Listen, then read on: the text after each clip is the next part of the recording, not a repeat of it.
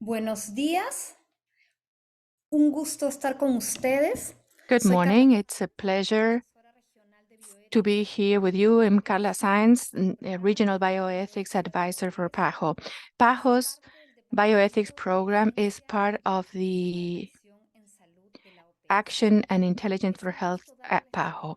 It is a pleasure to welcome you today to this webinar entitled, What are the regulatory tasks in the oversight of clinical trials? Like we have discussed in the past, in overseeing clinical trials with medical devices and drugs, there are different ethical and regulatory aspects that are not necessarily given the proper classification, which normally leads to confusion among the roles of national regulatory agencies and ethics review committees. So with the aim of clarifying the different roles and discuss the challenges associated with the oversight of clinical trials, we have co-organized today's session, which is a shared effort between the Regional Bioethics Program and the Quality and Regulatory Department in the Access to Medicine and Health Technologies at PAHO, Division of PAHO. Before we continue, even though today's presentations will be in Spanish, I know that we have some English-speaking participants. Please go to the interpretation, to the little globe and click on English so you can understand the session in English. So, los que hablen español, Yes, for those of you who speak Spanish, you don't need to do this because today's presenters will be speaking Spanish. So, I would like to begin today's session by introducing and thanking Dr. Patricia Saidon, who is an advisor at the Innovation, Medicines and Technologies unit at PAHO. But before giving her the floor for her presentation, I would like to very briefly share with you. I wanted to share information for the website on PAHO's Regional Bioethics Program, but I don't have the link. I don't have the chat. So without further ado, I would like to acknowledge our colleague Patricia Saidon. It's a pleasure to have you at PAHO's team, and many of you have seen that we work very closely with Patricia on the regulatory side and us on the bioethics side. She has a vast experience in regulating clinical trials and ANMAT, which is the regulatory agency in Argentina, and that is highly renowned in the region. Patricia, go ahead. Thank you very much, Carla, and thank you for giving me the opportunity to be sharing with you my presentation so that later on we can have an exchange with our colleagues in the region, topics related to clinical trials. So I am now going to share my presentation.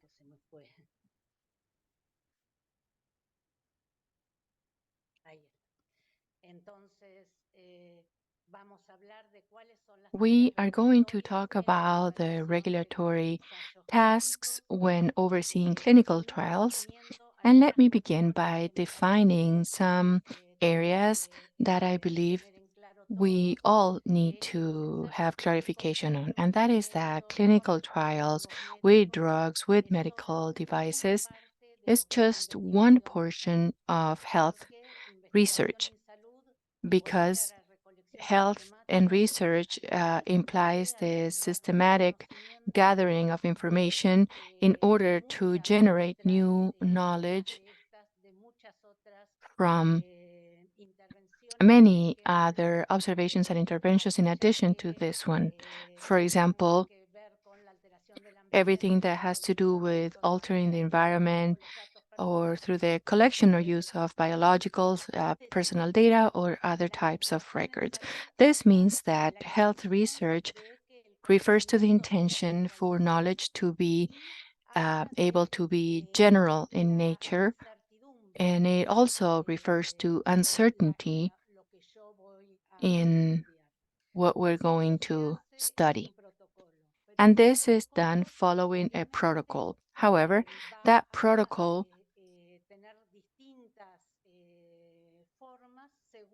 takes different forms according to, for example, the intention by the research to have observation or experimental type of research, and also based on the number of measures to be taken, whether it's longitudinal or whether it's retrospective, taking into account the time component.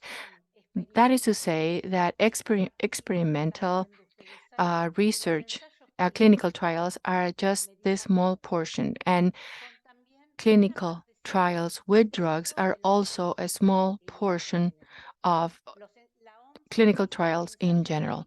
WHO says that a clinical study is any research study that prospectively assigns human participants of groups of humans to one or more interventions that are related to health. And this involves drugs, involves devices, it involves cells and other biologicals, but it also has to do with other interventions such as surgical procedures, radiological procedures, behavioral treatment, changes in the care process, preventative care. That is, the regulatory agencies that are operating in clinical trials also see just a portion of it and not the whole thing. Now, in terms of clinical trials, pharmacological or clinical or pharmacological clinical trials is any research aimed at determining or confirming the clinical, pharmacological, or pharmacodynamic effects to detect adverse reactions, to study absorption, distribution, metabolism, and elimination of several products. And the clinical trial with medical device is the research that's going to assess the safety, clinical performance, and effectiveness of a medical device. Now, if I'm comparing a product that has already been tested with an approved tested versus a different product with a certain tested dose and in the pharmaceutical form that has been approved to see which one might be the best fit for any given pathology, that is considered an intervention that is outside the scope of our regulatory agency assessment duties. So the regulatory agencies do not see the whole in this area either. Then we have clinical trials that are aimed at registering a product. That is to say, the ultimate goal is to obtain data that would assess the risk benefit analysis for any given technology in order to later on request the marketing authorization.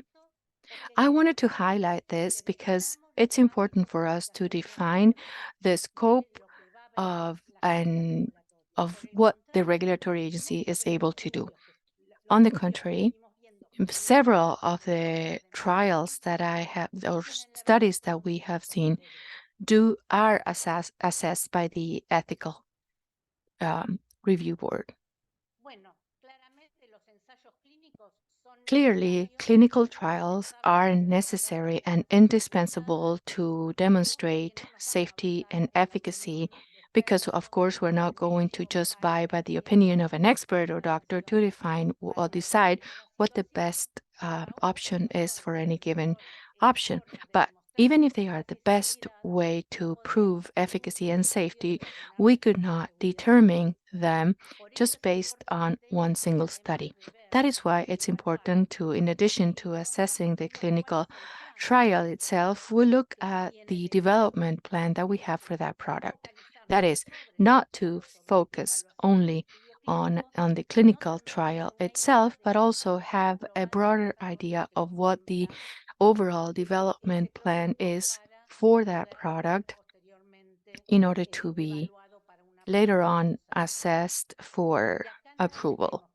So here we see that the drug cycle has the basic research stage, then preclinical stage, clinical research, post-marketing, surveillance, and before that, of course, the marketing authorization.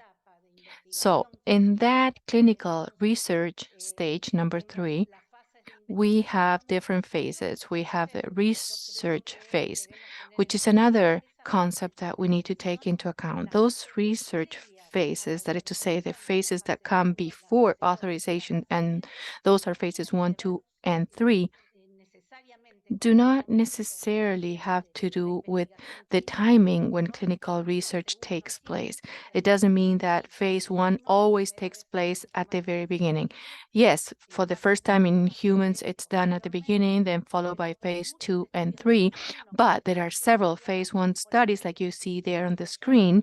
For example, when I study kinetics in children or pregnant women or breastfeeding women or the elderly, this is done after the post-approval phase, or after phase 3 is well underway, or when we studied kinetics in patients with renal impairment, we do that as well. So it's important for you to know that the phase does not determine the time when it takes place, but rather it answers the question. If we are looking for dose efficacy and safety, that will be phase 2. Now, if I want to look for a response for larger sections of the population for that given dose safety, then that will be phase 1.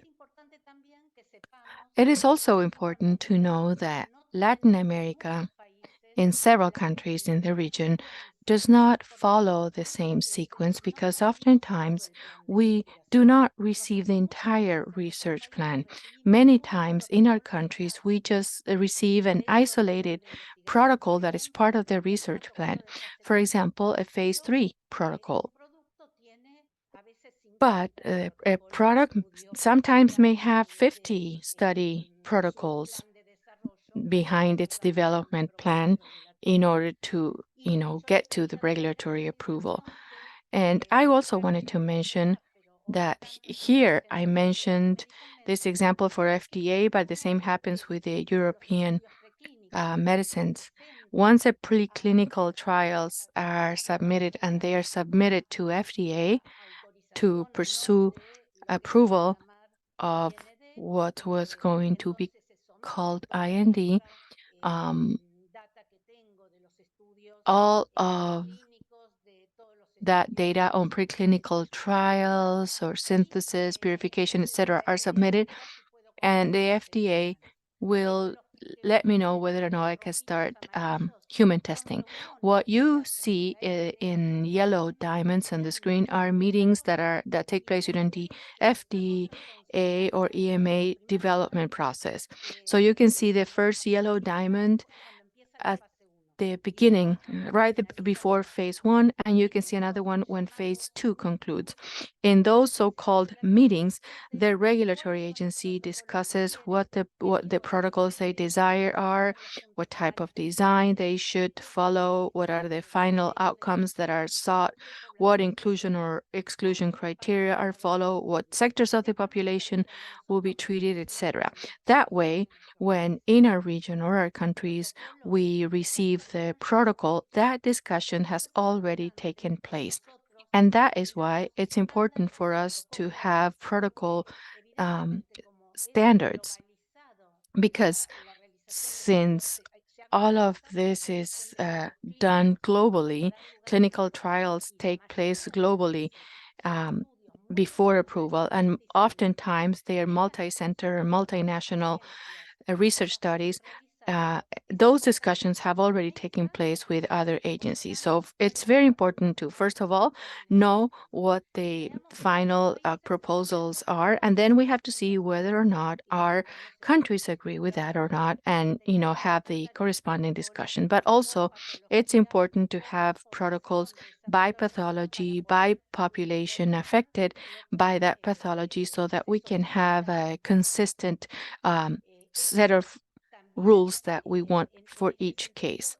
So, in this sense, these standards help in developing this assessment check, and so that this is not the result of individual evaluation, but rather as a matter of policy from the regulatory agency to develop each protocol, the design, inclusion criteria, and final points.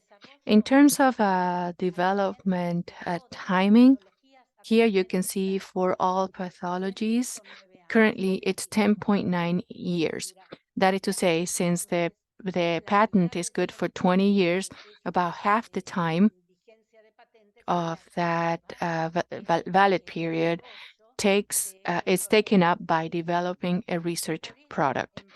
That is why, in part, we have globalized these clinical trial to avoid overexposure by people, because otherwise we would have to do all these studies in every single country. But since we talked about uncertainty in research and that not all products um, prove to have efficacy and safety, actually out of 10 that reach to phase 3, only 1 or 2 may show safety and efficacy for approval. So it's important for studies to be carried out globally. But for this, of course, we need to follow standards, and that's what I'm going to talk about, what those standards are. But before, I must say that the pandemic revealed that there are certain times when that 10 to 11 years time worth of development must be shortened as a result of a need. So during the pandemic, we had to overlap certain phases, and for that, we had to use novelty designs, such as adaptive designs that enable us to quickly adapt based on previous knowledge, the different portions of the clinical trial, be it, the dose or the variations, that is to say, several stages in the clinical trial, so that we could more quickly get to the desired result. This also means you can see here how the different stages have been shortened, including the production scale before you have efficacy and safety outcomes.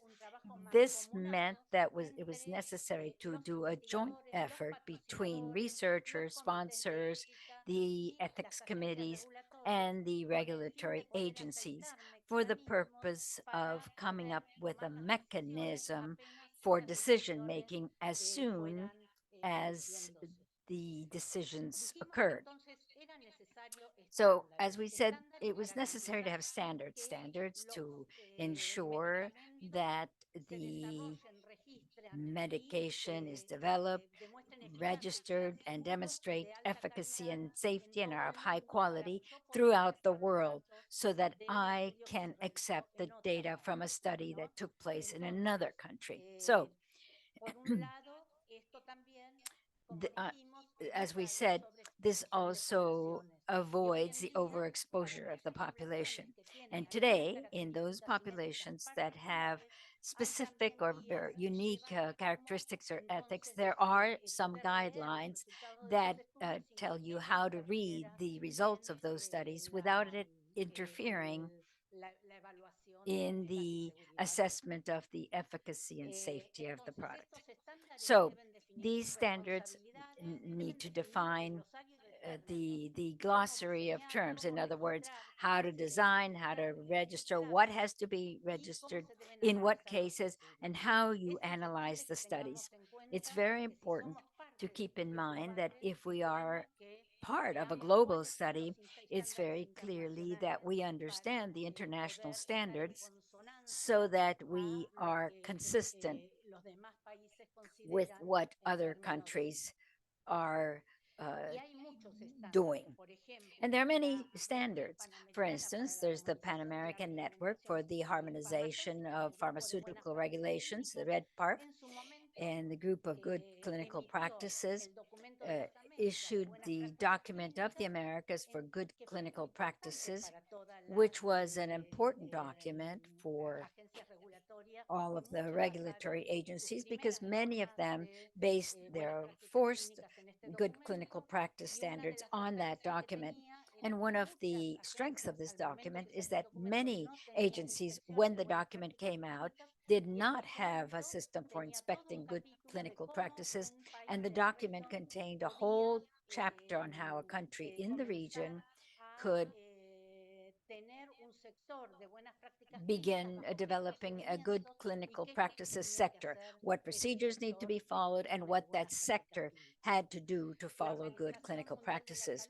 The World Health Organization also issued the Manual on Good Research Practices, which is being reviewed now to adapt to the new challenges that exist.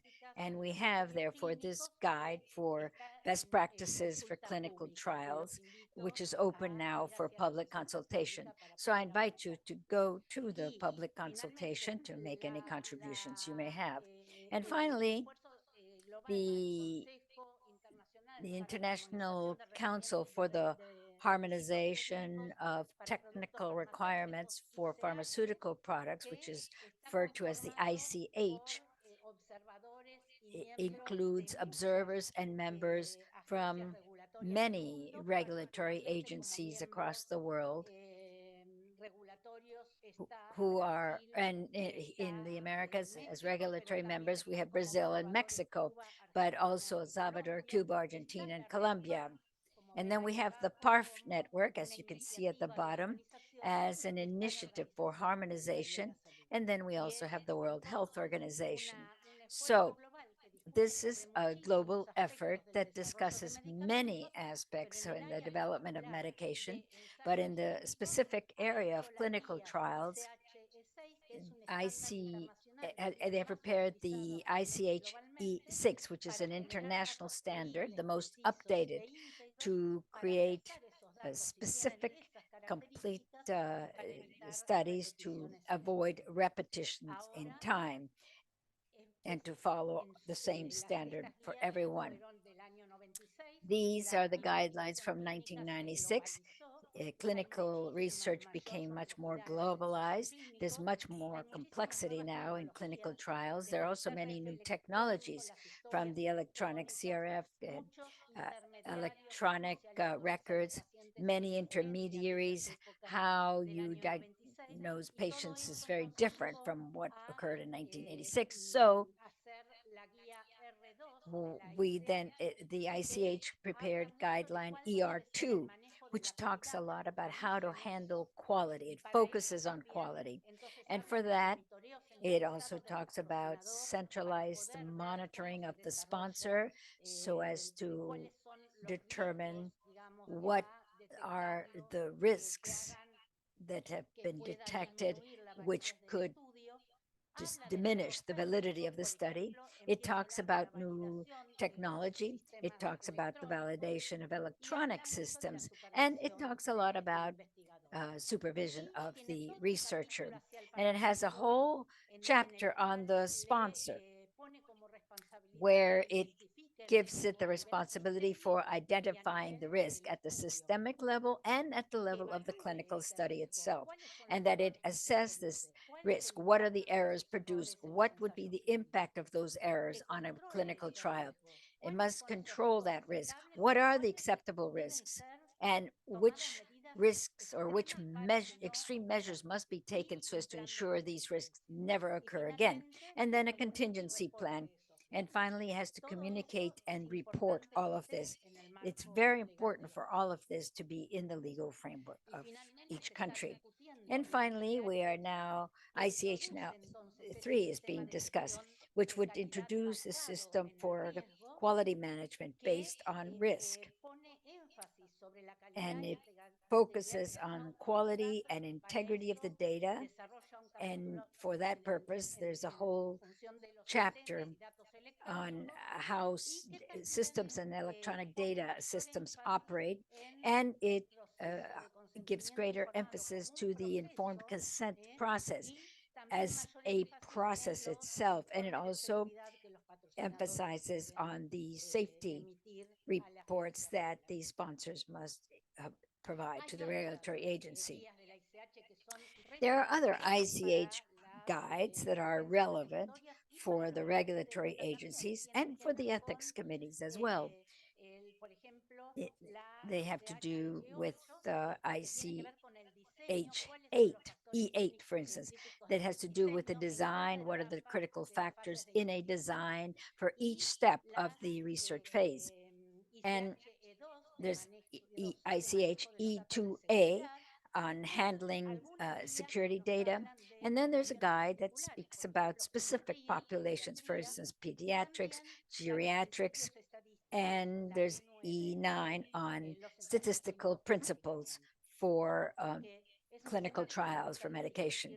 And let's pay attention to that a little later on when we discuss this. Please keep in mind that these ICH guides are for clinical studies with medications, using medications, and for health technology that will have to be approved by a regulatory agency. It does not mean that, although they can be used, it does not mean that they are guides for all of the studies we saw earlier. Because sometimes in a study, for instance, an observational study, for instance, to look at a specific issue, sometimes they ask for things that appear in the ICH, but not necessarily all studies have to include all the parameters of these ICH guides. These guides are for studies with medication and medical devices that will lead to a potential regulatory approval and can be used by others. We can draw from these guides, but it's not a guide that has to be automatically implemented in full. So clinical trials involve many stakeholders, as you can see here. And for that, we need to keep in mind specific things, such as, first of all, we have to have a legal framework and a flexible one, because what I often see is that the legal frameworks in our continent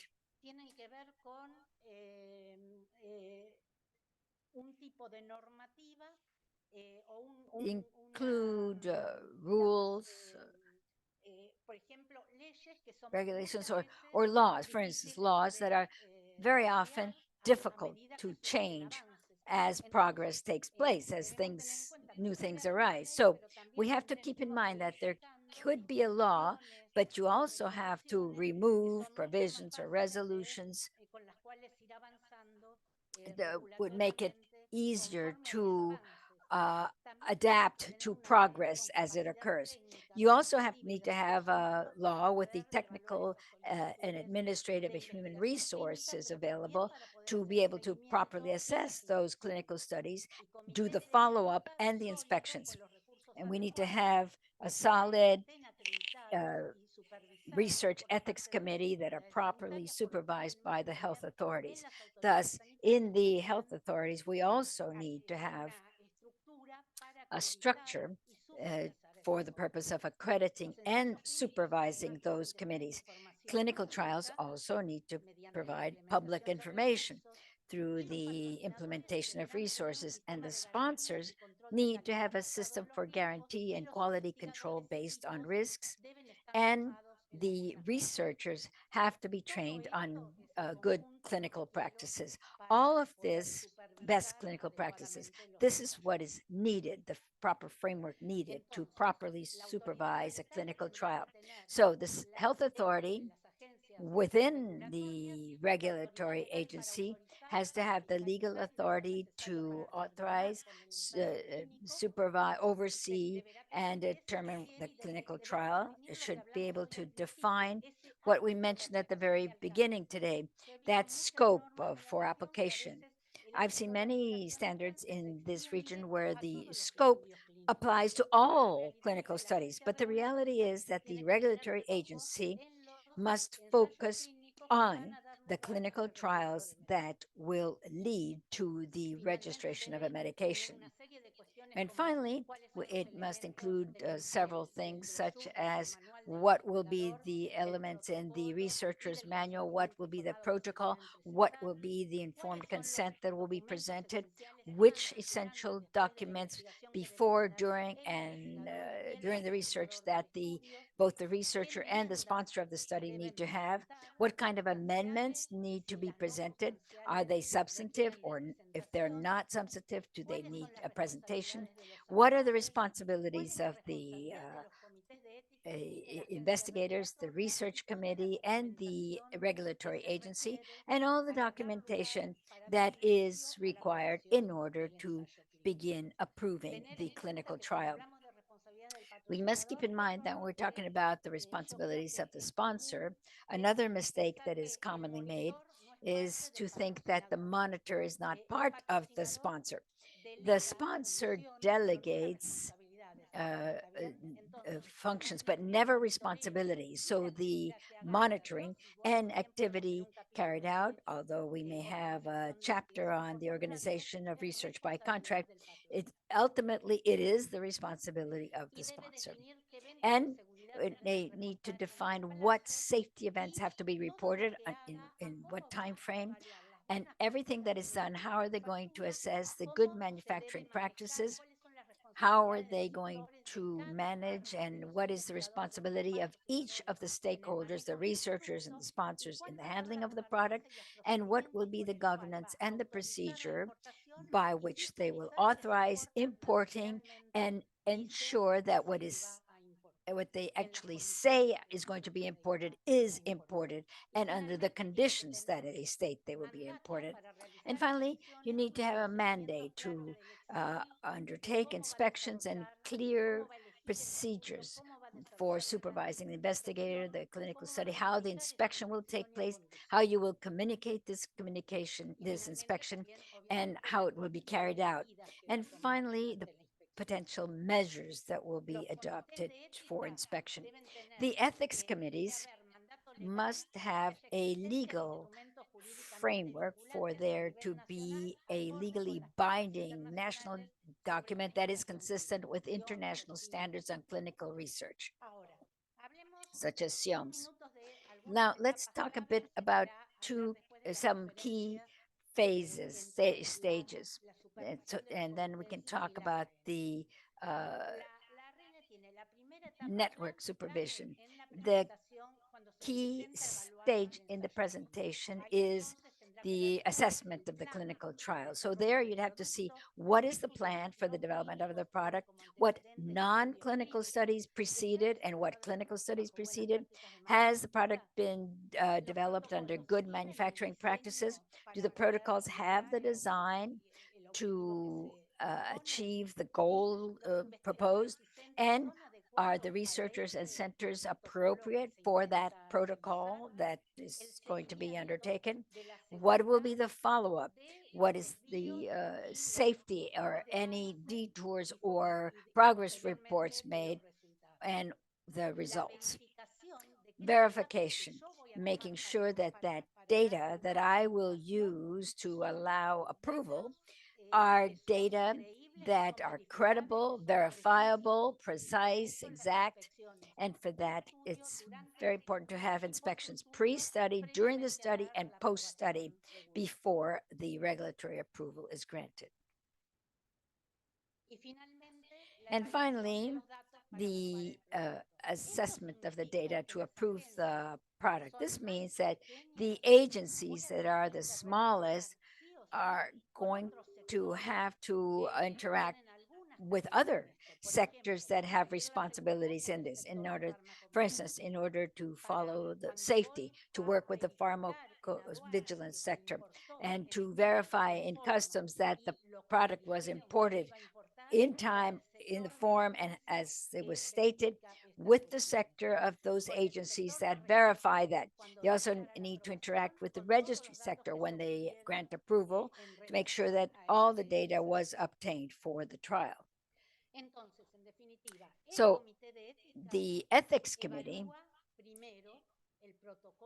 evaluates the protocol, first of all, and then it evaluates all of these aspects that have to do with the social value, the scientific validity, the respect for the autonomy of the individual and the rights of the individual, and make sure that the burden is equitably distributed. And of course, it also assesses the profile of benefit and risk benefit of each instance and the involvement of the community. And the national authority focuses on ensuring that those clinical trials and that plan will give us data that can lead to a regulatory approval, making sure the data is reliable and that it will allow me to determine whether that product is efficient or safe. Now, both will, of course, protect the persons participating in the clinical investigation, but they focus more on the decision each one has to take. And in this way, they will be ensuring the proper process.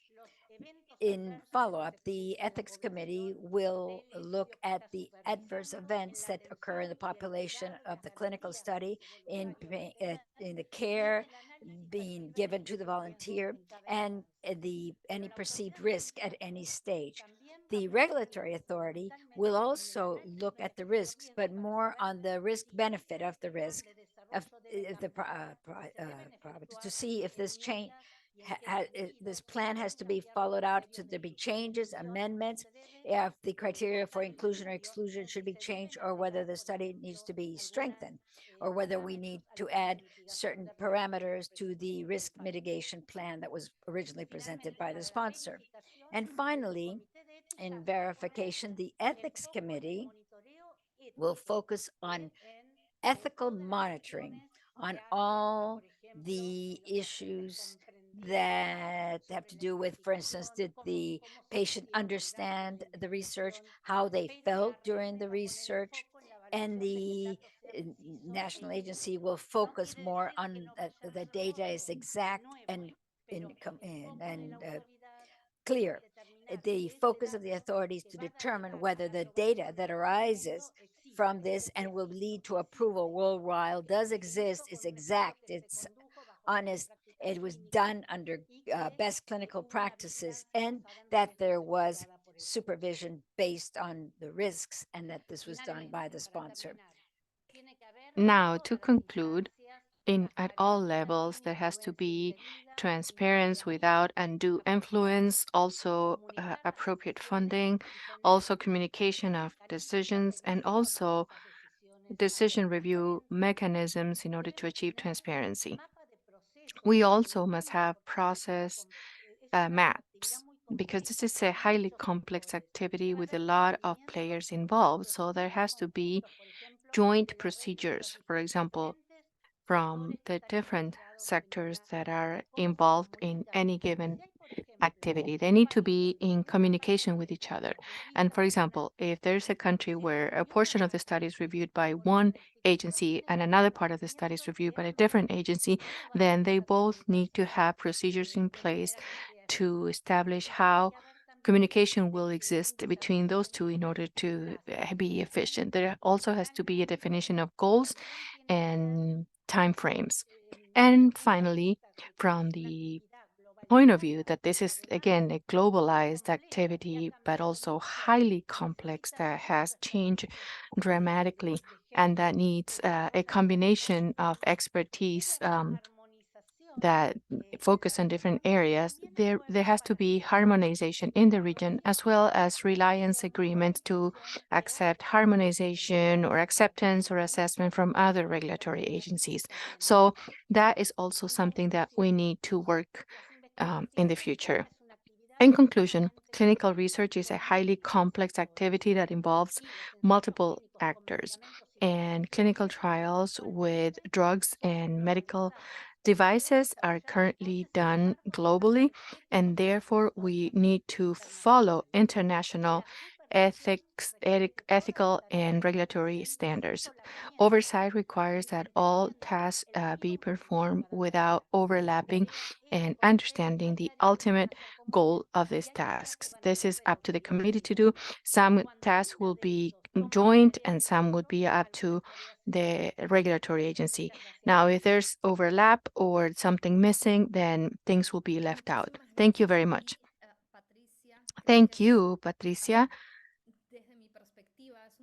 From my point of view, this is a very important time for our regional bioethics program work because the message that you give from the regulatory point of view is the same message that we are highlighting from the ethics point of view for over a decade now. And I believe that it makes a big difference to look at both sides of the story.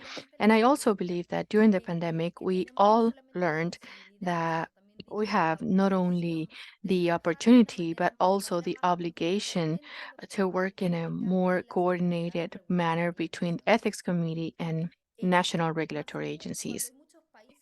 Even more so when there are so many countries in the region that are reviewing or improving, rather, their ethics and regulatory frameworks for research. So I believe that it's highly timely to have clarity on the division of tasks and to find what the similarities and differences are.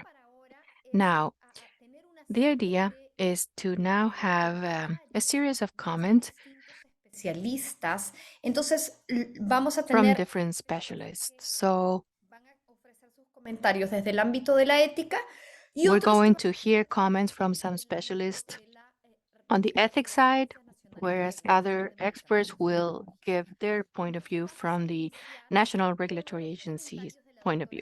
We are going to begin with Dr. Jimena Luengo, who is the advisor that coordinates the Bioethics Office at the Ministry of Health in Chile. I will introduce them. I just realized that all of us are women. We have 100% women participants. So I will introduce her, and then that will be followed by a discussion. And I kindly ask you to post your questions on the Q&A icon. Thank you, Jimena. Go ahead.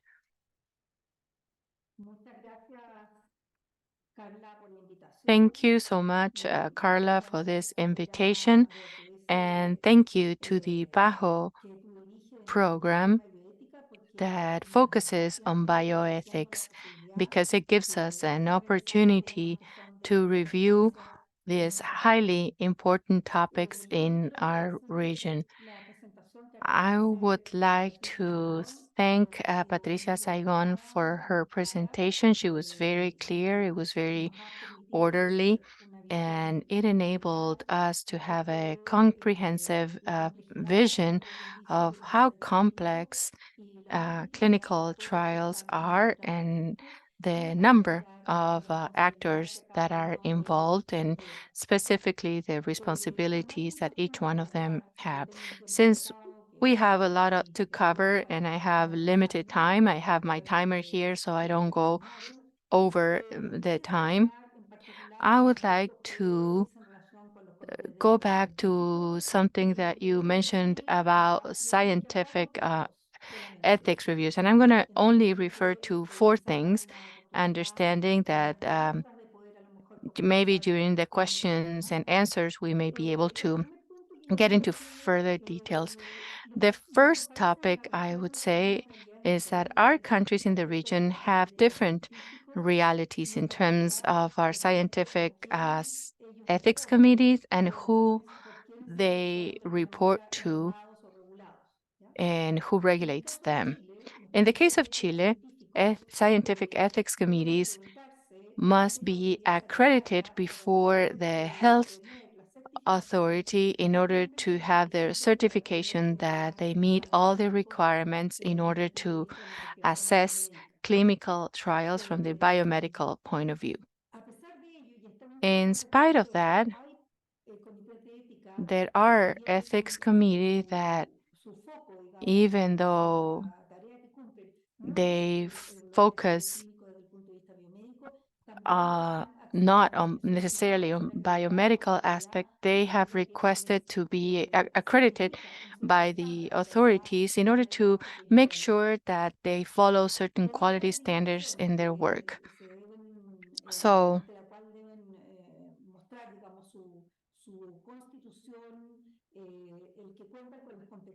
given that they have to prove that they have the necessary competencies to perform this assessment when they submit a favorable report for a study, which becomes binding because no biomedical study in Chile may be performed without a previous favorable report from an accredited scientific ethics committee approval. This is the first step towards being able to use a drug that is being assessed for use. So since the favorable opinion is binding, and even though they are not part of our institution in terms of not being part of the national regulatory agency, they are part of the regulatory system. So these ethics committees that are part of academic community or that are part of scientific research and are independent, they still considerably contribute to our national regulatory system. So that's the one thing I wanted to highlight. The second thing that I wanted to highlight is that it is key for committees to show that they are independent from the agency or the direction the agency they report to follows, so that there's no possibility for the fact that this committee is part of an agency will somehow influence the committee when deciding whether or not to approve any given study, but rather to make them let them free to make their own decision is key. In terms of how to ensure this independence, well, it's not an easy task. They have to be financially independent, which means that these time must have working hours as part of their job to focus on this. They must be independent. The committee may not receive funds directly to do the evaluation or to process evaluation requests. So basically, they have to prove that they are independent in different ways, and this is key. I only have a few minutes and two more things. There is one aspect that is important, and that is the informed consent. Scientific Ethics Committee should not be of the idea that an initial informed consent form that is given when the project just begins with volunteers is enough and should not be reviewed.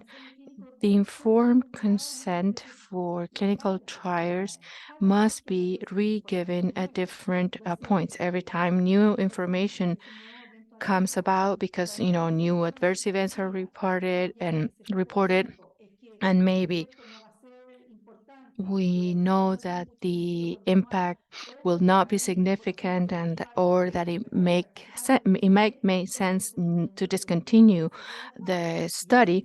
The consent must be rewritten, and that information should be included in the document that participants need to sign.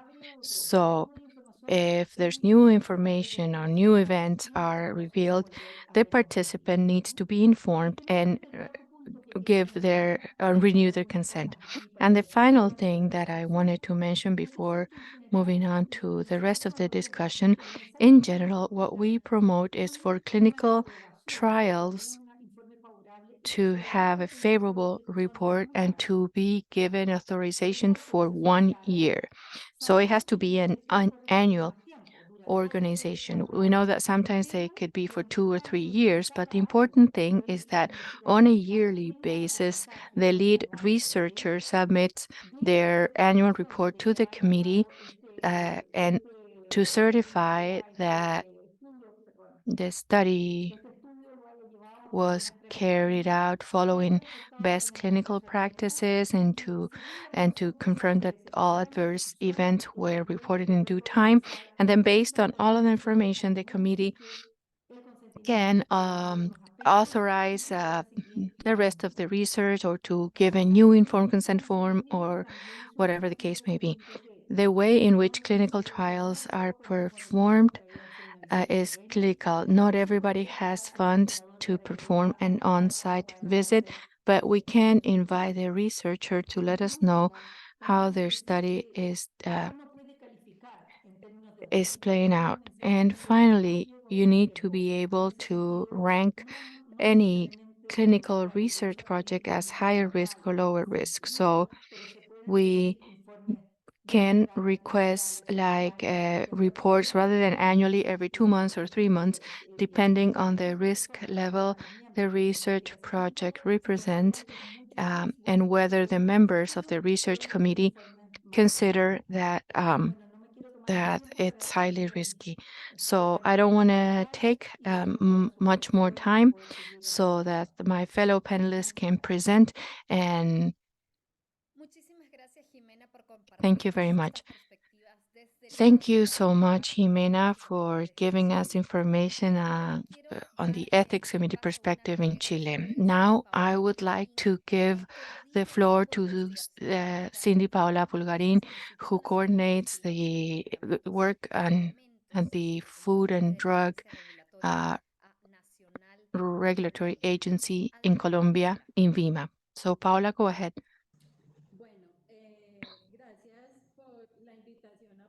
Thank you for the invitation to be part of this meeting. For us as an agency, it is very important to get feedback from the different agencies and countries and the different countries that work in research, because this can be highly informative for our processes. And we also want to share with you what we do in Colombia.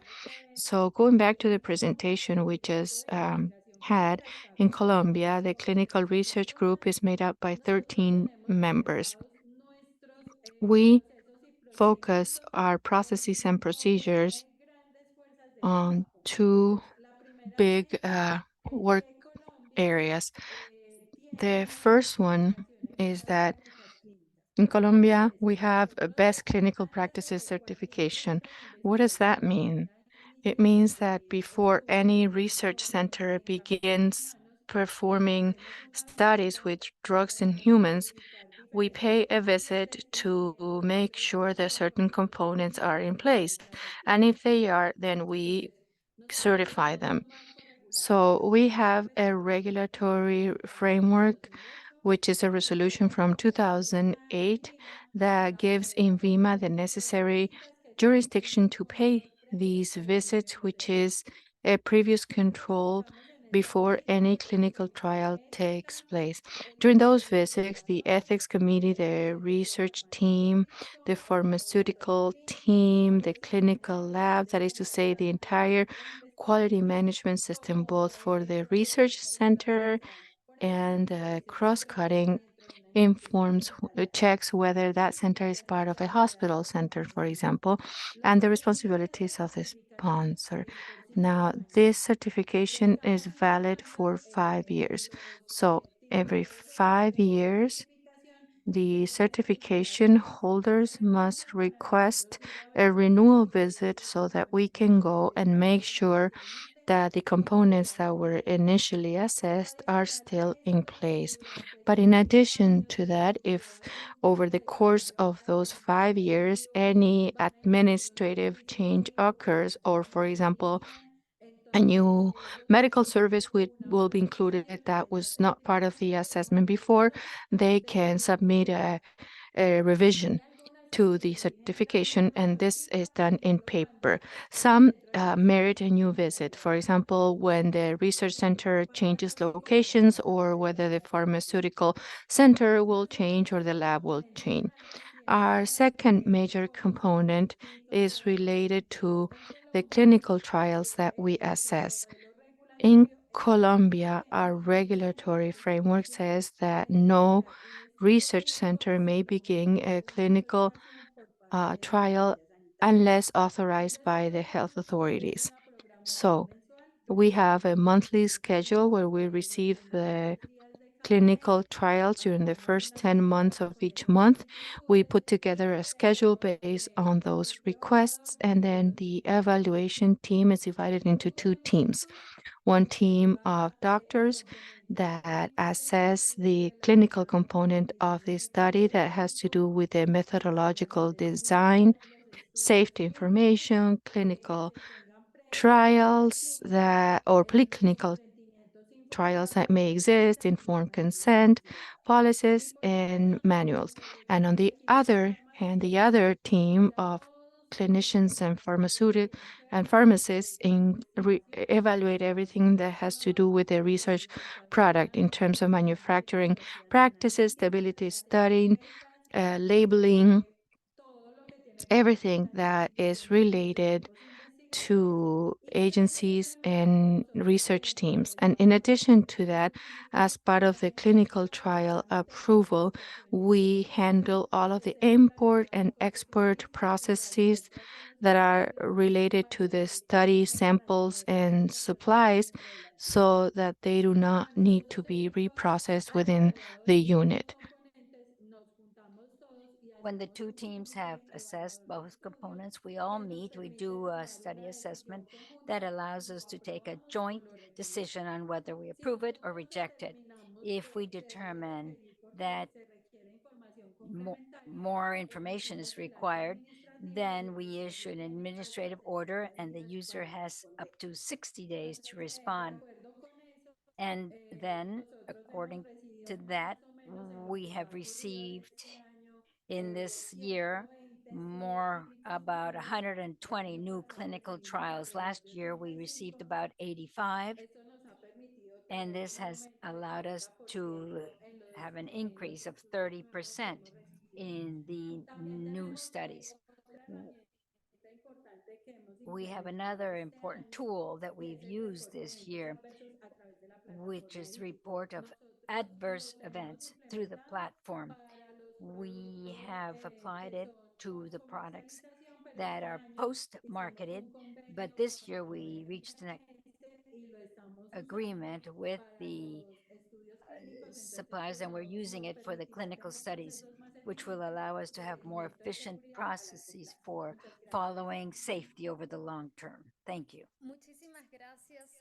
Thank you very much, Paola, for updating us on how you're performing the regulatory oversight of clinical studies in Colombia. We now have the pleasure of having with us Adriana Zacarias, who's a pharmaceutical chemist, and she's a technical evaluator of the research department in the National Office of uh, Health Oversight, Visa in Paraguay. Adriana, it's a pleasure having you with us today. Good afternoon to everyone from Paraguay. I am grateful for this opportunity to share with you our experience as an institution at the National Office of Health Oversight and part of the PAHO program. I'd like to divide on the basis of what Dr. Patricia Taidon said. I'd like to say that as a regulatory authority, we have two main areas. One that corresponds mainly to authorizing clinical trials, because all clinical trials that are requested in this country have to be first authorized by the National Office on Health Oversight. We do that on the basis of our regulatory framework. which is Rule 323, which has just been updated this year in 2023. And in this rule, it includes all of the responsibilities of the National Health Oversight Office, such as to authorize or reject all requests for any request for a clinical study, or to suspend, cancel, authorize requests for amendments to the study, and also authorize import or export of all products that have been used in the research and any complementary products.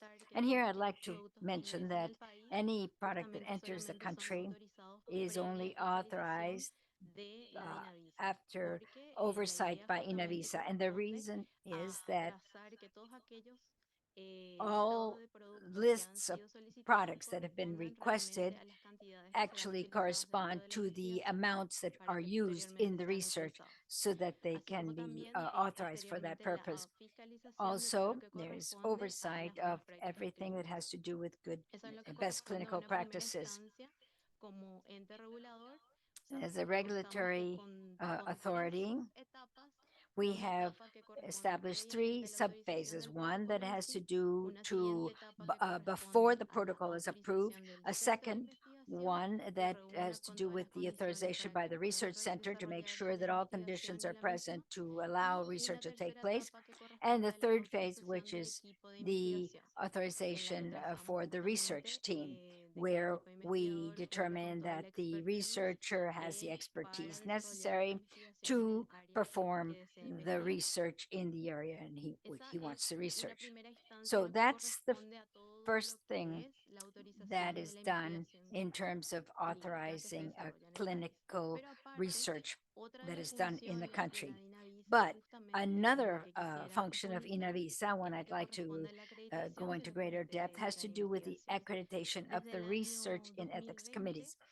Since 2020, through a resolution issued by the Ministry of Health, number 457, the National Office of Health Oversight has been empowered to review the research done by all research ethics committees, because although we cannot authorize a clinical study in the country unless first it has been approved by a research ethics committee. That's why one of the activities of Inavisa is to review the accreditation of these committees. And that includes three stages. First, the resolution states all the documents that are required and must be presented to the agency, such as the bylaws, the rules of regulations, the procedures that will be used, the records, the format of the minutes of each of the meetings. All of that is verified by a technical team at Inavisa. Then once those documentary technical things are approved, then there is an in situ review of the place where the committees will meet.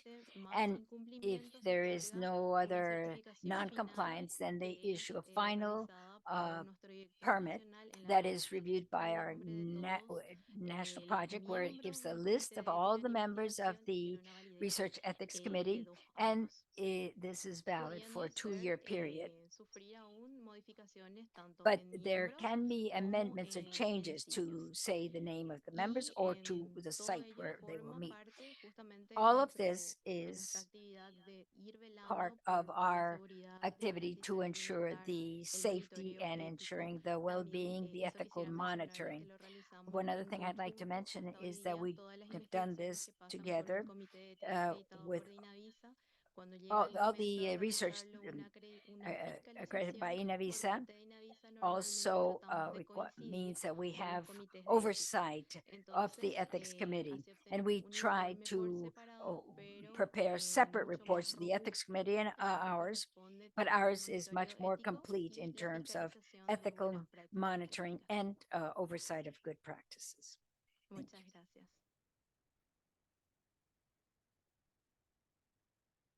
Muchísimas gracias. Thank you very much. Muchísimas gracias, Thank, Adriana. Es un thank you gusto very para much, mí ahora Adriana. presentar a la It's a doctora pleasure for Xochitl me to Sandoval. now to introduce Xochitl Dr. es la directora Xochitl del Instituto Sandoval. Nacional de She's the Salud director de El of the Salvador. National Institute of Ah, Health of y El además ella Salvador.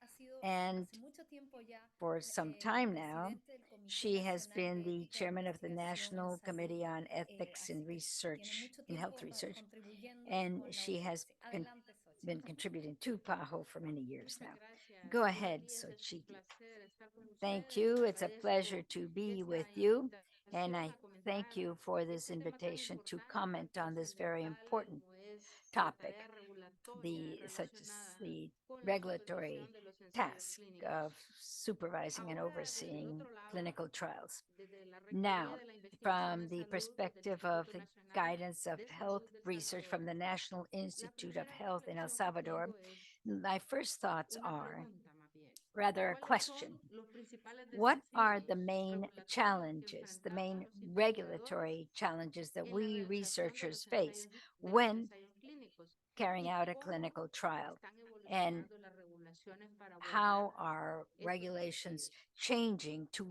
address Este these es un challenges? comentario y una interrogante This is para both a oírnos, comment and principalmente a para nuestra question ponente, que ha for sido the muy audience, but clara, particularly for la our doctora presenter, Saidón, Dr. en Saidon, who todas has las been very disposiciones clear in her regulatorias. presentation of En el all ambiente regulatory americano y América provisions. Latina, la In regulación, Latin America, tanto desde el punto de vista metodológico regulation como desde el from punto de the vista de los methodological criterios as well éticos as the perspective de of la scientific investigación criteria for que tiene que research ser éticamente aceptable para that poder has ser to be realizada. Y ethically son diversos, acceptable como to hemos be podido ver carried out de are las quite personas que han diverse, as seguido, you de can los colegas see que me han from precedido. the colleagues Pero who yo have quiero poner preceded en me. discusión la What I'd regulación de like los to throw ensayos out for clínicos discussion is fundamentada en la garantía de la uh, seguridad y del bienestar de las guaranteeing the personas safety of the well-being of participantes, the individuals así who como la participate in validez the y la study, fiabilidad as de well los as the resultados validity obtenidos. and reliability of Desde the la ética o el results obtained. secuencialista, por From the ejemplo, ethical perspective, que se centre en consecuencias de las acciones que determinan el contexto de la regulación de los ethics ensayos should clínicos determine the como context of clinical investigadora trials. y As dirigiendo a un ente de researcher investigación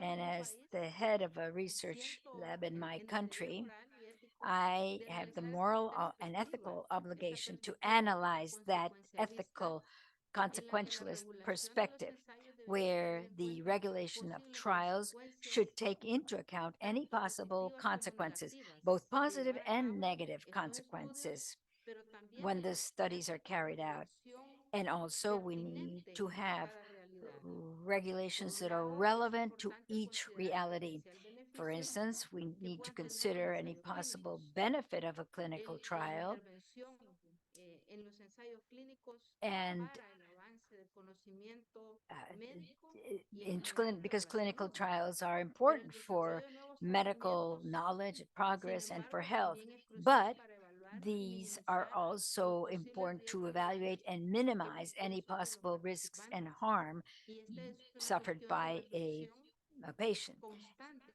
And this para is a todos los que subject hacemos that all of investigación us who y do los que research tenemos must keep in el deber mind ético de constantly. pregonar por We have la the conservación de ethical los derechos basis de to las personas desde advocate la ética. for protecting the En este sentido, rights creo que of la regulación individuals de los from an ensayos ethical clínicos debe perspective. asegurar I el think, respeto de therefore, este that principialismo ético we y need to la equidad respect en la selección de los ethics and participantes. equity when La selecting ética participants. consecuencialista también Consequentialist tiene, ethics tiene also que evaluar la requires política that y normativa one existente, needs to vigente y evaluate pertinente, current, como estamos existing, diciendo. and Por relevant ejemplo, se podría policies analizar and si las rules.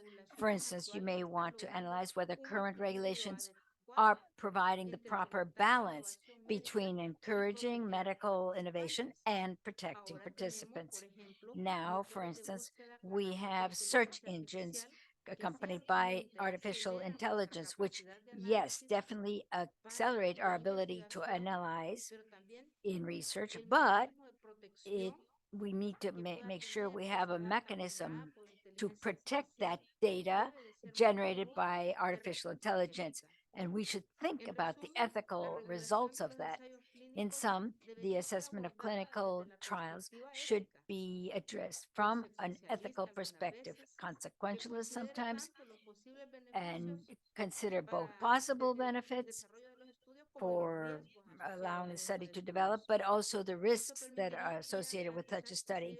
That means that we have to carry out in an ethical and scientific manner the research by maximizing contribution to knowledge and helping to solve the problems of our populations.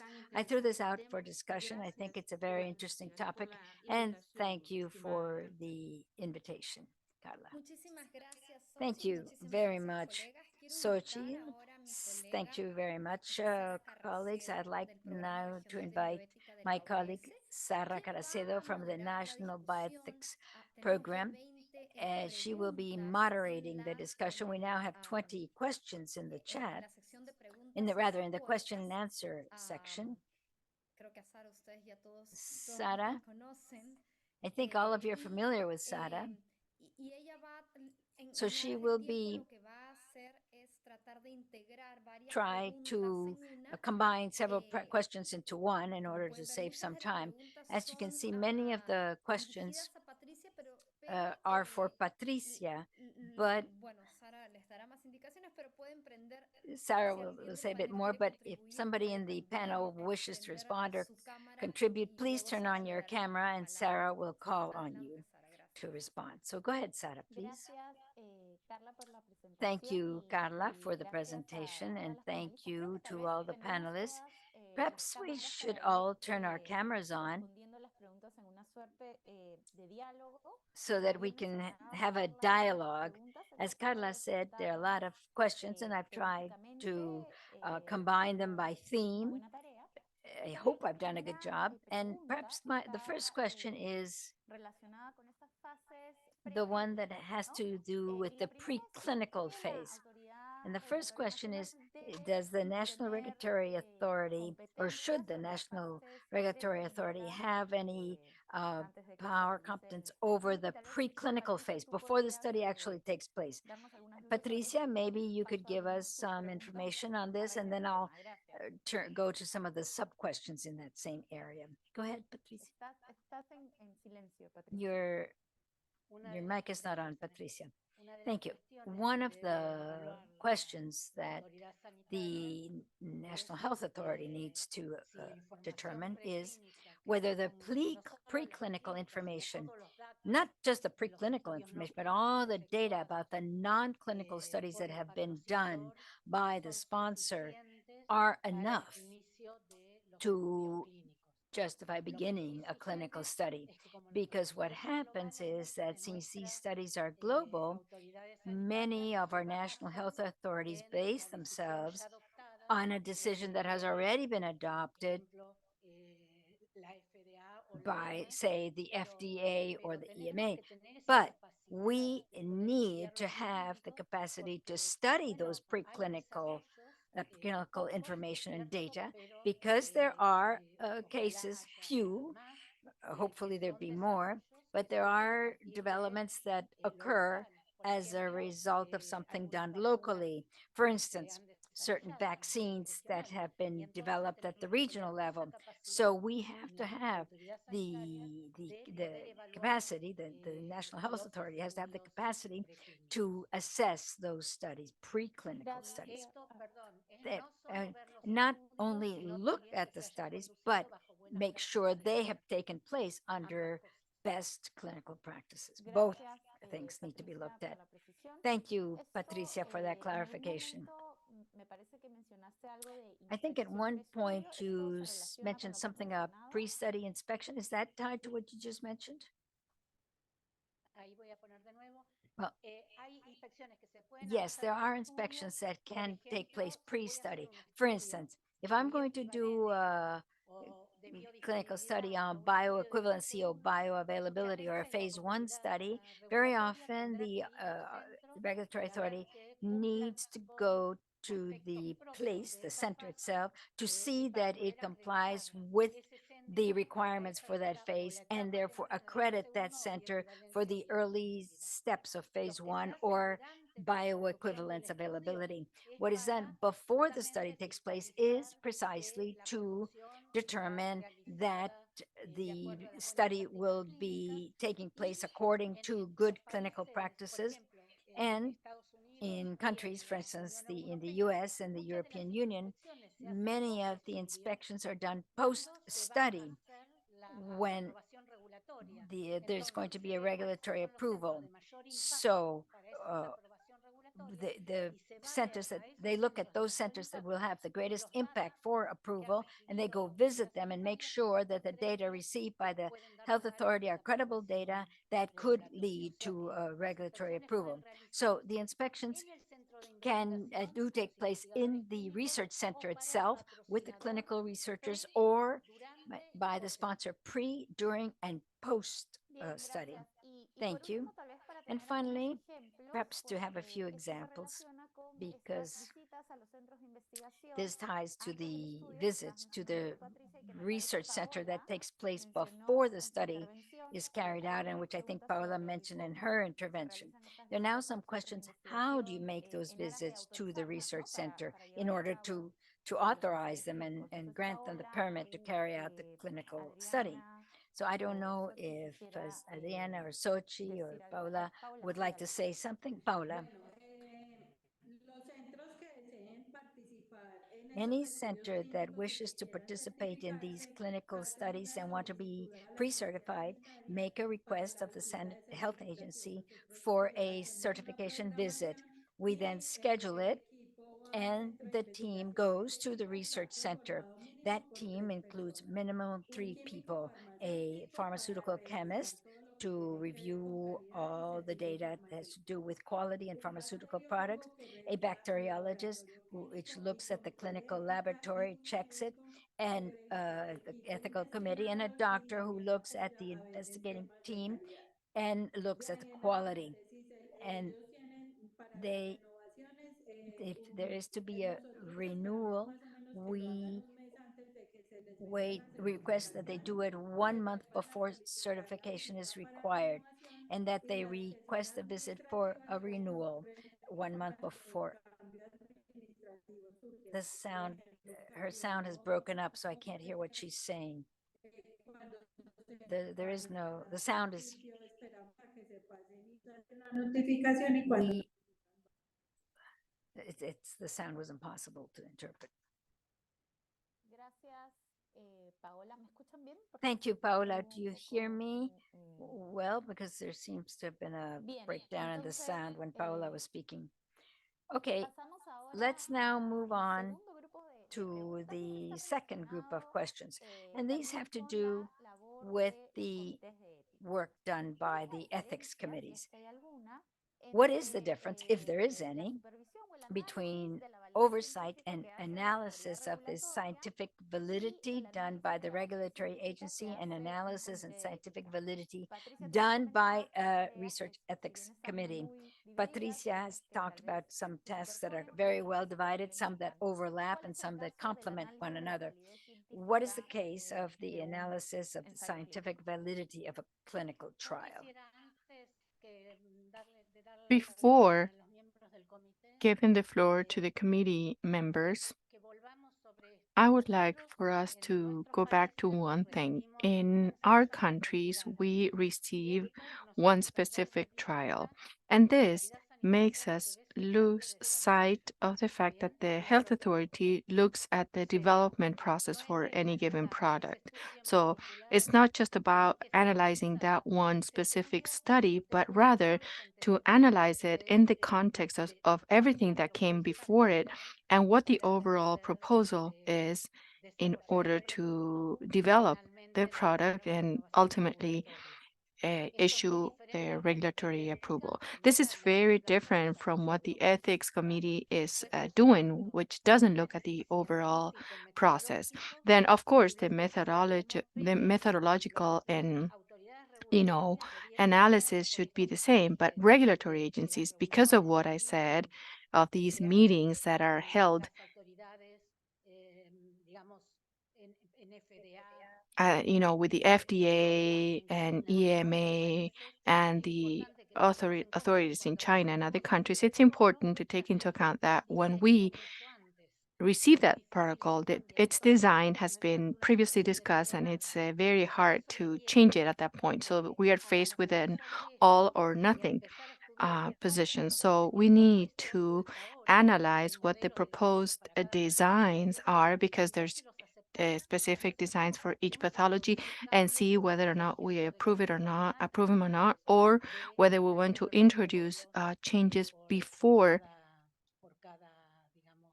analyzing the protocol. That makes a big difference at the between the regulatory between the health authority and the ethics committee. Thank you, Patricia. Jimena, I don't know if you want to say something about that scientific validity analysis that ethics committee perform. I believe that, just like Patricia said, here there are activities that are carried out separately, but they complement each other. This scientific validity assessment by the National Regulatory Agency does, like Patricia says, has to do with global progress made in terms of the molecule or drug that is being tested, to know whether or not this new proposal may be moved to phase 2, 3, or whatever stage comes after that. However, the evaluation, the scientific ethics committee does a different assessment. First of all, they ensure that the patient's rights are protected, and the majority of these protocols come from abroad because these are international multi-center studies. However, I believe that we can give our opinion as to whether or not changes need to be implemented given the national context where they will be implemented. A very important aspect for me is that the consent given by the participant should include clear information saying that this is a clinical trial and not treatment. This is one of the biggest mistakes that are made. People are invited to a part of a clinic to be part of a clinical trial, and they understand that they are being granted access to the latest treatment, and that is why, because people don't know that that is a clinical trial, so they they need to know that they could be given the actual drug, the placebo drug, and that things could, stay the same, improve, or even get worse. Scientific validity has to do with the design to know whether the result that will be obtained will be robust or not, or whether it's worth to have people participate or not, because there may be no chance that, based on their results, any conclusions may be drawn that are useful. So, in addition to the methodological and scientific aspects, we need to make sure that the patient is properly informed. Also, to make sure that the volunteer participant may be offered too much and too high, and therefore their decision to step out may be high, and also the insurance policy that the industry or sponsor behind the study has must cover all risks that the participants may face. Thank you, Jimena. Now, going back to that topic, with the overlap between the ethics committee and the regulatory agency, we have the decisions to suspend or cancel. The question is, who makes this decision? Are they made by the committee, the authority, either or? Are they made jointly? How does this happen in practice? Well, I believe that either can make a decision to suspend or cancel. the ethics committee decides where study was approved, and the health authority in all centers where the study is being carried out nationally. However, I do not think that this is a decision that should be made jointly because, like we said, they each have their own individual areas of work. So we must not overlap duties because if you don't do your part, then the other one will not do it either. So, for example, when it comes to safety, the regulatory agency must emphasize mainly severe adverse reactions that are related or unexpected in the data safety committees and in the contributions made by the sponsor to new risks that may appear. So the ethics committee looks at them, but the health authority looks at them and may decide to cancel based on that. But the health authority should constantly, based on the information they receive, assess the risk benefit analysis to see whether or not quick studies will be requested in the study. So like I said, I don't think these are decisions that should be made jointly. Everybody, they each have to study, of course, the adverse events in the case of the committee and adverse reactions, that are severe and unexpected. And in the case of health authorities, they need to take a look at everything related to safety based on this unexpected uh, effect or the decisions made by the different health authorities in order to make a decision. But they both can make a decision to cancel. Thank you, Patricio. Jimena, is there anything you would like to add? This is a topic that we have discussed lightly. When a study is canceled or finished before scheduled, the ethics committee should ask the sponsor what the schedule would look like to interact with the participants. So you recruit participants and you can cancel the ones that have not joined the study yet, but you need to phase out the participants that are part of the study and also define what their responsibility to those patients will be like. So just because the study is canceled, it doesn't mean that that cancels their responsibility with the participants that are already in the study. May I add something to this? Jimena was saying something about this. When the ethics committee evaluates the study, it has to ask the study sponsor how it will handle the patients that had a good reaction to the drug at the conclusion of the study. And they should be done before the study has concluded, not once it's over. So, for example, this is something that the ethics committee has to do. Thank you, Patricia, for clarifying this.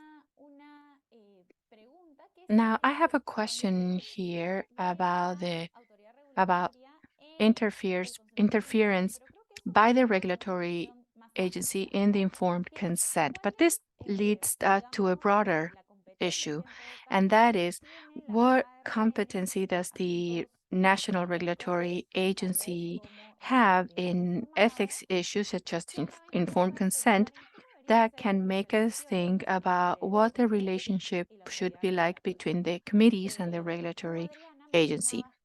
Adriana, you mentioned that there's a joint work with the ethics committee that needs to take place for monitoring purposes, I believe you said. So maybe you can tell us how Dinavisa does this with the committees, and in general, maybe we should all share a couple of ideas of what the ideal situation would look like, if there's any, um, for the relationship between both authorities or both entities. In the case of DINA visa, for required documents for clinical trials, we require protocols and consent previously approved by ethics committee. In terms of the decision that we need by the ethics committee, it should mention the versions that have been approved by the committee, both for the protocol and the informed consent. Now, in the case of informed consent, DINA visa requires that all informed consent and acceptance be in, included on a letterhead page with the corresponding seal by the authority who approved that, so that when oversight takes place, we need to make sure that that research center took informed consent using the proper forms or in the with the letterhead that have been stamped by the ethics committee. And we do this jointly so that there's a greater evidence of the ethics monitoring done by the committee and by the Navisa to make sure that we can trace all the data that will be generated throughout the research project and everything that has to do with quality assurance for all the information that will be generated, and to ensure that the design followed what was mentioned in the protocol with very accurate data, and mainly that everything was done pursuant to best clinical practices.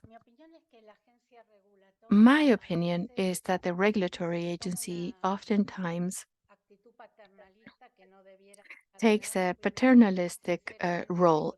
I'm going to be honestly that rather than following all the necessary protocols, if there's a fear that certain committees that are beginning their work may not review certain aspects of the informed consent, because when they receive such consent, they see that certain things are missing or have been left out. Maybe we should work jointly with the ethics committee in developing prototypes or a template of what must be included, not only a list of elements or concepts, but rather include the things that we believe must be included in the informed consent form. But on a personal level, I believe that reviewing the informed consent is something that the ethics committee should do, and with that review and approval, then go to the regulatory agency. Sometimes what I feel is that we put a lot of emphasis as regulatory agencies in redoing what the ethics committees have done. But then we don't emphasize necessarily taking the necessary actions beforehand so that we can work with other agencies following best clinical practices. One is with the ethics committees. And second, a lot of rules in Latin America emphasize on the researcher, and rarely do they list any responsibilities for the clinical study sponsor, whereas the best clinical policies highlight the responsibilities of the study sponsor. All of this has to be provided for beforehand rather than going, and just looking at what the informed consent says. So, in summary, this will be a joint work that has to be coordinated between the ethics committee and the regulatory agencies. And this leads us to another topic, which is accreditation at the committee level.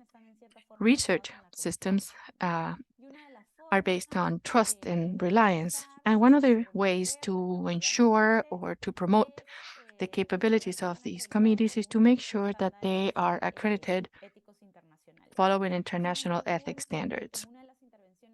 Jimena, in your presentation, in one of your comments, you mentioned the accreditation of ethics committees that take place in Chile. So one of the questions is whether to review certain clinical studies or to review clinical studies in general, there's a sort of like special list of, or a list of special requirements that ethics committees must meet in order to do a better job.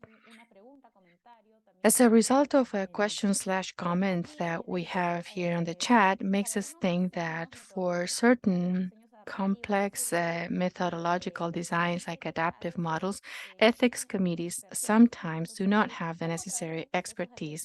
So how can we, through accreditation processes, help the necessary help prevent the regulatory agency uh, from saying that they didn't do a good job, but rather be part of a review. So, Jimena, I don't know if you can speak about Chile. Thank you, Sarah. I saw another question regarding who performs this accreditation process.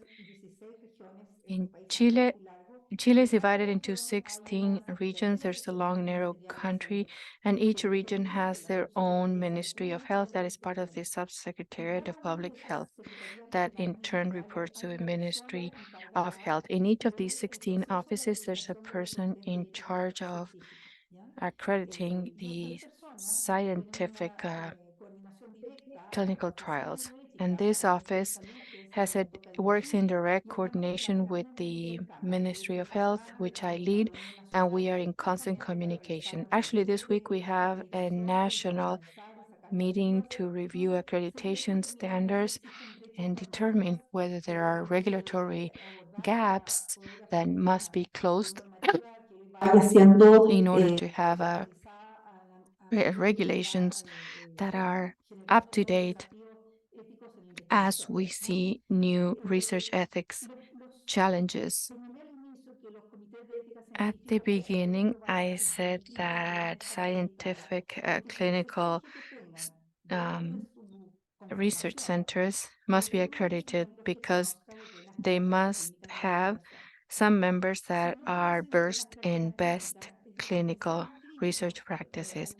Because unless that happens and the clinician may not be aware of how to perform this, it's a different skill set, and therefore they must be first of that.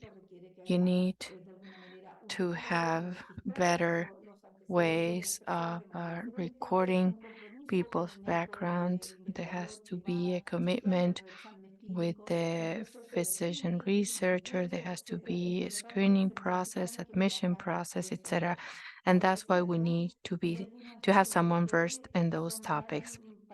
Now, there are certain studies that require very specific skill set and expertise. And in those cases, the committees have the flexibility to be able to request an expert to give their opinion or to invite an expert to be part of the meeting where the protocol will be developed. For example, a clinician may be asked where people may not have the necessary skills to assess that, or studies on a certain pathology that is unknown by the members of the committees because they're not experts, so therefore they have the flexibility to invite an expert for that. I was saying that there are committees that are accredited, but are accredited to assess social science study in health. In that case, they are not authorized to evaluate clinical trials. However, those that do evaluate clinical trials have to prepare to do so. In addition to this basic constitution, there has to be a person who's an attorney, who a clinical doctor, who also a representative of the community. In other words, all of the stakeholders that we know enrich the trial. and in particular, somebody who is familiar with methodology for research and is skilled to assess whether the proposal from a scientific perspective is a solid one and it should be approved, or should there be any amendments or changes required so that it is well designed. Thank you, Jimena. Patricia, do you want to add something? No. I think Jimena has covered everything. There's another question pertaining to medical devices.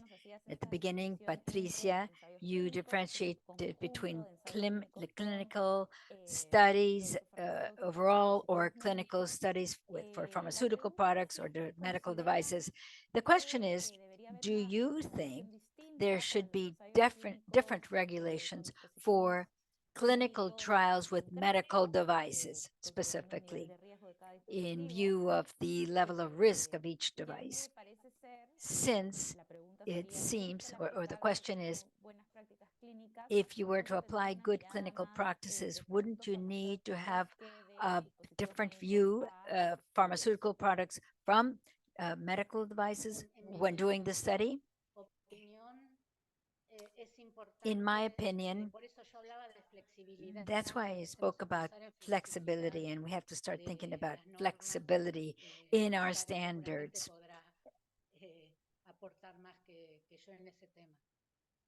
And others probably contribute more on this topic, but the fact is that to the if you're very specific in terms of clinical studies, a regulatory authority cannot have a different standard for clinical studies with medication, with the clinical devices, diagnostic devices. You need to think more about in general terms. And then afterwards, you have more specific implementation rules. Because if all you put in is advanced therapy, and that it needs to meet good clinical practices, but there are a lot of other specific areas that need to be taken into account in addition to just the good clinical practices. So, in my opinion, we need to move forward slowly. Not everybody can do it at once, but we need to make sure we have certain guidelines for studies that involve technology and use medical devices, for example. There are some studies in Latin America doing that. And as such, it's good for the regulatory agency to get more involved in more concrete aspects. Thank you, Patricia, for the question. There are a lot of questions. I'd like to be able to ask all of them, but we don't have that much time left. So maybe to conclude, maybe Adriana or Paola could describe an experience they've had with a visit to a sponsor, if you've had such a visit.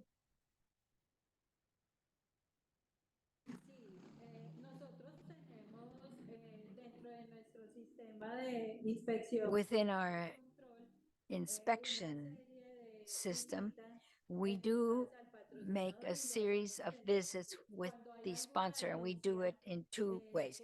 When there is a complaint by a research center or ethics committee about something that's not working well with the sponsor, that sends us a warning sign and may make us make an in-house visit. And the other is when we are following up on studies which during the evaluation at the center had some error in terms of contract or in following up or monitoring. Then we do a general review of the study and we look at the center, the ethics committee, and the sponsor itself.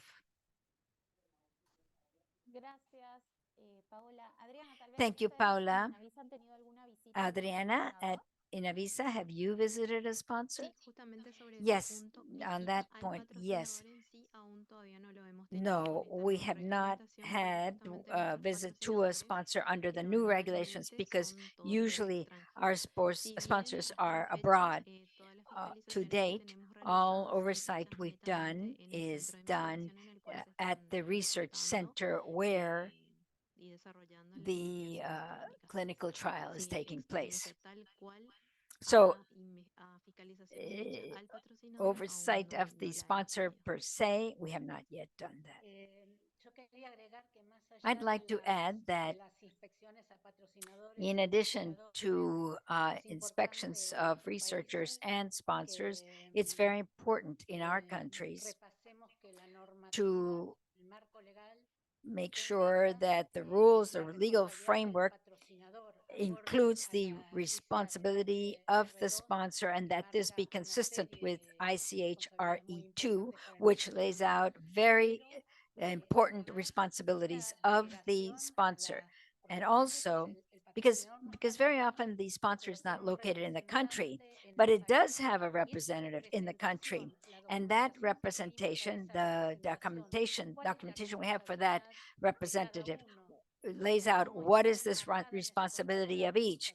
And in the contract, it lays out the responsibility for delegation of function, but not the final responsibility. It's very important to have that included in the final legal rules because otherwise it's the monitor or the sponsor is delinked from the country and it could be just a contract and the sponsor is actually abroad.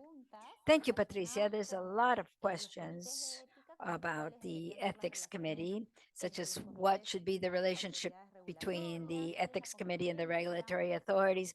What is the power of the ethics committee? Who should be its members? What are the requirements for the members, etc.? And who supervises these committees?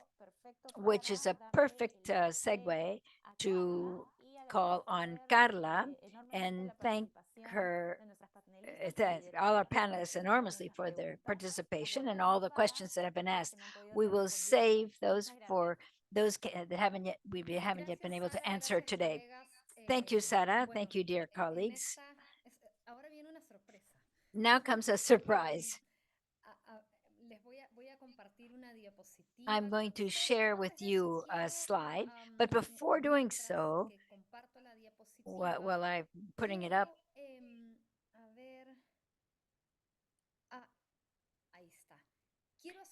I'd like to summarize and express some views with you. We think one of the reasons why we at PAHO organize these sessions is that we see frequently there is a lot of similarity between the tasks of the National Regulatory Authority and the tasks of an ethics committee. And we see that very often those two tasks are confused. One of the goals of this session was to explain that oversight or supervision is seen as initial supervision and continuous monitoring throughout the study has a regulatory component to it, which is the responsibility of the National Regulatory Authority to take into account good clinical practices, as Patricia has said, but it also includes an ethical component, which would be the responsibility of an ethics committee. These are two different tasks, although both are necessary and complementary. And just as the ethics committee is guided by the SIOM's ethical guidelines, the National Regulatory Authority is guided by good clinical practices. The Ethics Committee is not a national regulatory authority, and a national regulatory authority is not an ethics committee. So there's a series of overlapping tasks, and that's not due to error or mistakes, but it's because internationally it has been established that this is the best way to do things to apply the international regulatory standards. We know, as Patricia said, and Adriana explained through Navisa's experience that our organization has been making a significant effort to keep us up to date with the highest level international standards for research purposes, both in the area of ethics and in the area of regulation. And therefore, As a result of this continuous work in our attempt to explain what are the tasks of the national authority, what are the tasks of an ethics committee, what are the tasks of a national regulatory authority, as a result of that, we've developed a tool for accrediting ethics committee in research. Uh, and as we've said here, not all research with human beings, not all the things reviewed by an ethics committee falls under the competence of a national regulatory authority that supervises clinical trials for medication and devices. So, in view of this tool for the accreditation of a research ethics committee has two steps to it. The first step is, which is the first level of accreditation, in which normally the national authorities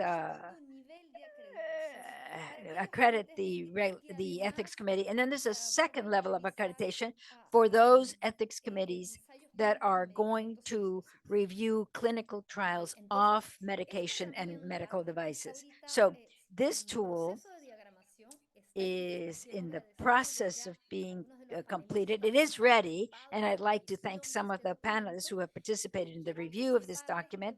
And I'd like to let you know that it will be available. We will be sharing it through the list of ethical research in PAHO.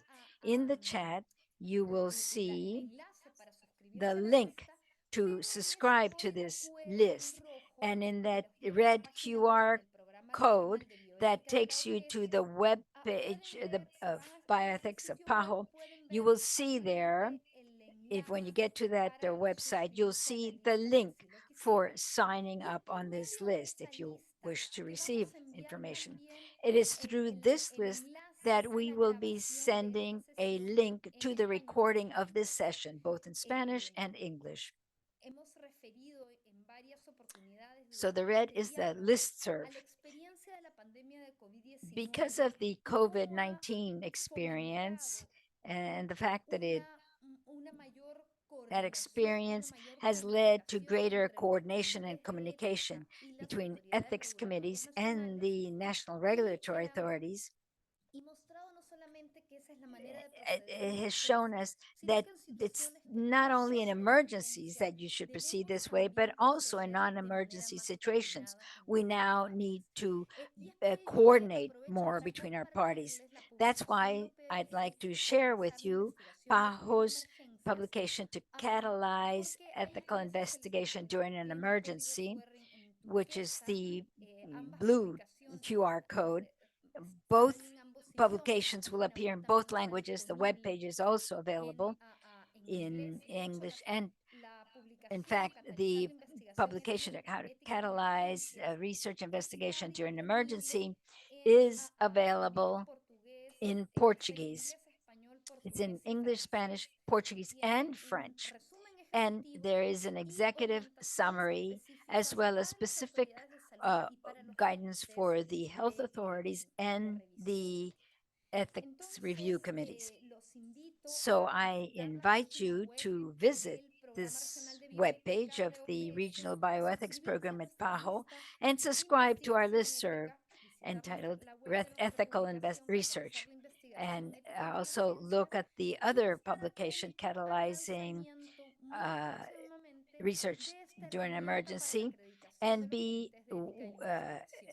aware of this tool, which, as I said, is a tool. It's not a theoretical document, it's a tool for the health authorities for purposes of the basic approval of ethics committee that supervise human being research, but also for ethical committees that review the clinical trials for medical devices. So with this, we will move on to the very end of the session. I'd like to thank all participants and thank Patricia for having given us this initial and very good presentation. And of course, I'd like to thank the panelists and the interpreters who have made this session possible in both languages, and to all of our colleagues who are the ones who let us organize this session in the background. Thank you very much and have a wonderful day. Goodbye. Okay.